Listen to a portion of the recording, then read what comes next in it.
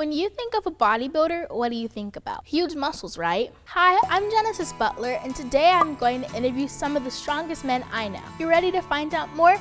Great, then like this video, hit that subscribe button, and let's watch. I don't care what other people stereotype what a man should be. I'm trying to show people what a human should be. Who are you all and what do you all do? My name is Tori Washington. I have been vegan over 20 years. I compete, I speak, I have an online coaching program, and I travel with these guys to share the message of awareness and compassion. My name is Dominic Thompson, the founder and creator of a clothing brand called Crazies and Weirdos, and I'm also the founder of one of the newest and most innovative food and nutrition companies, Eat What Elephants Eat. I'm Johnny Morelli, known as Johnny Juicer on social media influencer, public speaker, health coach, and I make videos with my little dog, Noah. Just all about spreading a positive message and doing it with these guys. My name is John Lewis, aka Badass Vegan, on social media. I'm directing, producing, and writing my first film, which is the follow-up film for What the Hell. I have a protein shake company by the name of Vegan Smart.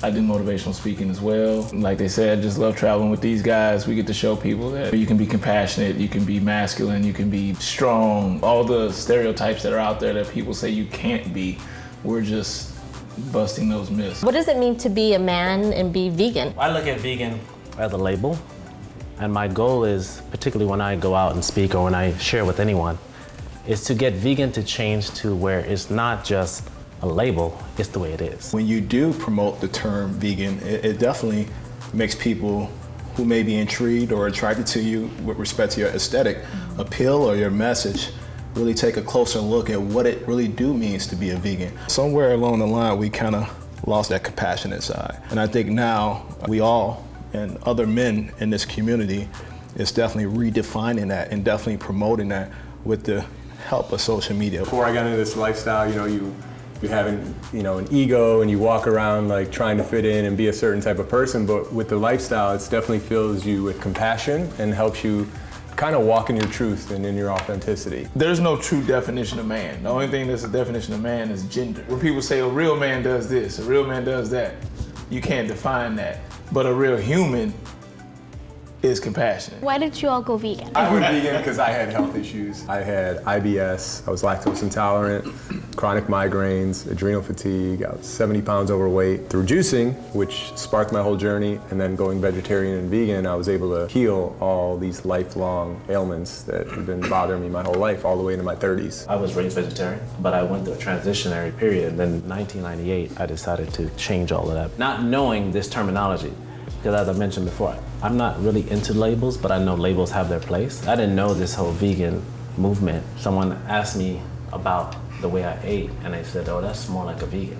So I went that direction without knowing exactly what it was. I made that connection and decided to remove animal products from my diet when I ended up going to prison. My former lifestyle caught up with me. I'm a big believer in the universe and a big believer that karma puts you in a situation and it's up for you to see what's happening with that situation. That first week of me being on lockdown, I opened up my heart and my soul and my energy to the universe to try to figure out why I'm here. And it pointed to a childhood memory of mine when I was 8 years old. I made a connection to chicken wings. I looked at these chicken wings my mother served me, and I looked at them as little bitty arms. And so it was like that light bulb and that memory came into my head, and I was like, aha, I get it. Like, I get it. Like, I shouldn't be doing harm to any animals, and I should not be putting poison into my community. I created a mantra for myself that said, if it requires harm, then nah, I don't want anything to do with it. The universe put me in a situation to raise the vibrations, to really educate people about what I know. Comment a yes if you also try to be compassionate in your life. If it does harm, then nah. I love that. I went vegetarian first. I had first moved down to Miami. There was all these different foods, Caribbean food, Jamaican food, Haitian food. I remember going to visit the doctor at the hospital. I was telling him all the problems I was having, and he's like, I want you to try not eating meat for 30 days. I remember leaving there, and I had a good friend who passed away from sickle cell, and that's when I was like, as an ode to him, I decided to stop eating meat. Fast forward, I was in my last week of my master's class. I remember my brother's phone just blowing me up. He's like, hey bro, I don't know what's going on with mom. Ended up being colon cancer. I remember flying to St. Louis, talking to the doctors. I'm like, hey, how did this happen? What's going on? And he was like, too much animal protein, too much fatty foods. I'm like, wait a minute, this is not hereditary? He's like, no, this is a lifestyle choice. It's important to tell people about veganism, get them to go vegan, because if we don't, then we're gonna run out of time and the planet's gonna be destroyed, and then future generations won't be able to have a planet. What do you guys think? I hope you know how important your journey is and what you're doing, because a lot of people, they may not say anything directly to you, but they're watching you. Somebody your age, your stature, doing what you're doing, showing people that no matter what age, no matter what gender, no matter what race, you can make a change. So I want you to not stop what you're doing, because it's very important. It's about planting seeds, like John said, so you might not see it, but it's happening. Because just since I've been in the lifestyle, like, you just are putting out all this stuff and information. Eventually people come around. We're gonna do our part, you do your part.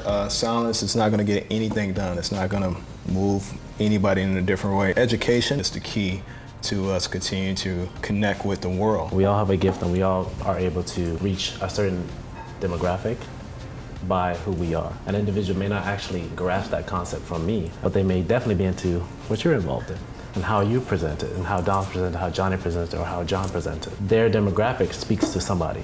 And so someone is seeing it through their eyes because that's how they see lifestyle, their lifestyle. I can't wait to share my next video with you, so make sure that you're subscribed and that you've hit that notification bell so that you don't miss any of my uploads. Bye, heroes.